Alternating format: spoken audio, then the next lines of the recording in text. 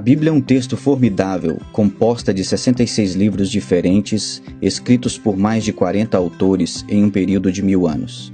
Não é apenas uma compilação de um grupo de histórias diferentes, ou um manual de autoajuda ou até mesmo um livro devocional. É uma história coesa de Gênesis ao Apocalipse, a história da glória de Deus. Vamos ver essa história. No princípio, Deus criou todas as coisas para a sua glória. Como coroa da criação, ele fez o homem para que Deus pudesse compartilhar a si mesmo com outros. Ordenou para sermos férteis, multiplicar e encher a terra com a glória de Deus. Mas o homem decidiu não confiar em Deus e que ele estava escondendo alguma coisa de nós. Nós decidimos viver para nós mesmos ao invés de viver para Deus, e isso encheu a terra com o pecado e egoísmo. O homem errou o caminho de tal maneira que Deus inundou toda a terra e começou tudo de novo com um homem chamado Noé. Quando Noé saiu da arca, Deus lhe disse as mesmas palavras que disse a Adão: "Sede férteis e multiplicai e enchei a terra." Mais uma vez, porém, a humanidade procurou honrar o homem ao invés de Deus. Porque todos eles compartilhavam a mesma língua, era fácil de comunicar e cooperar. Então eles fizeram um plano. Em um lugar chamado Babel, eles iriam construir uma torre até os céus para estabelecerem um nome para si. Eles trabalharam para construir o seu próprio reino, ao invés de obedecer à ordem de Deus. Eles cometeram o mesmo erro que cada uma das gerações anteriores havia cometido. A humanidade ignorou a Deus e sua ordem de espalhar o seu nome e sua glória por toda a terra. Então Deus tomou a seguinte decisão. Ele confundiu as línguas das pessoas para que elas não pudessem mais facilmente comunicar entre si. Naquele momento, Deus formou a diversidade entre tribos e povos do mundo. Assim, diferentes grupos de pessoas se espalharam para o norte, o sul, o leste e o oeste. Dessas nações, Deus escolheu um homem chamado Abraão e fez uma aliança com ele. Deus disse a Abraão que ele iria abençoá-lo e todos os seus descendentes, transformando-os em uma grande nação que iria abençoar todas as outras nações. Deus eventualmente nomeou esta nação Israel, e ele começou a demonstrar sua glória através deles de muitas maneiras. Deu-lhes um conjunto de leis para viver de modo que eles poderiam ser separados, vivendo uma vida santa diante de todas as outras nações. Ao fazer isso, eles se tornariam um sacerdócio real, mediando entre Deus e o homem. Obedecendo seus mandamentos diante das nações, Israel iria encorajar e incentivar as pessoas a amar a Deus e amar os outros. Deus também deu a Israel um lugar geográfico especial sobre a terra, estrategicamente localizado no meio de todas as outras nações. Nessa terra prometida, Israel seria uma luz para todas as nações, mostrando-lhes o caminho para Deus, mesmo na escuridão do mundo. Às vezes Israel vivia este chamado e compreendia bem o desejo de Deus para abençoar todos os povos da terra através deles.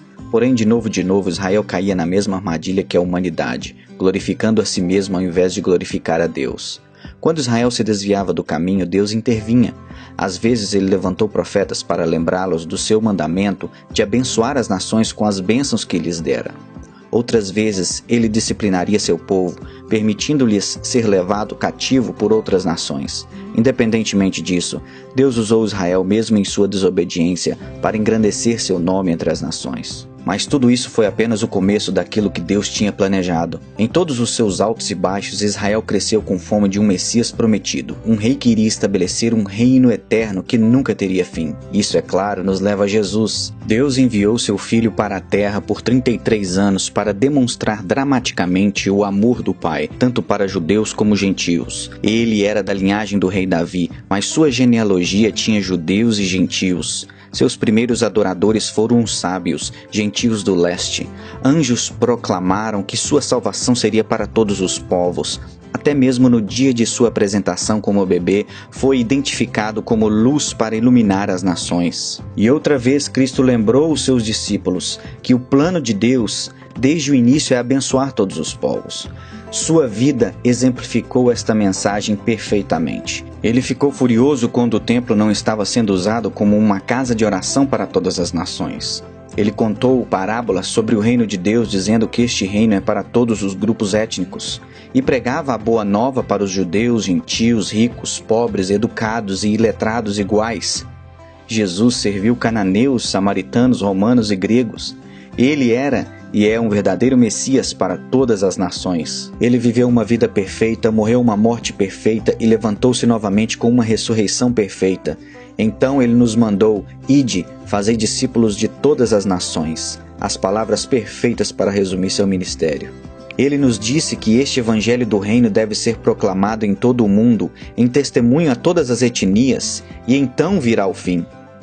Nós vemos o início disto quando o Espírito Santo encheu os discípulos no Pentecostes e proclamou as maravilhas de Deus em várias e diferentes línguas do mundo.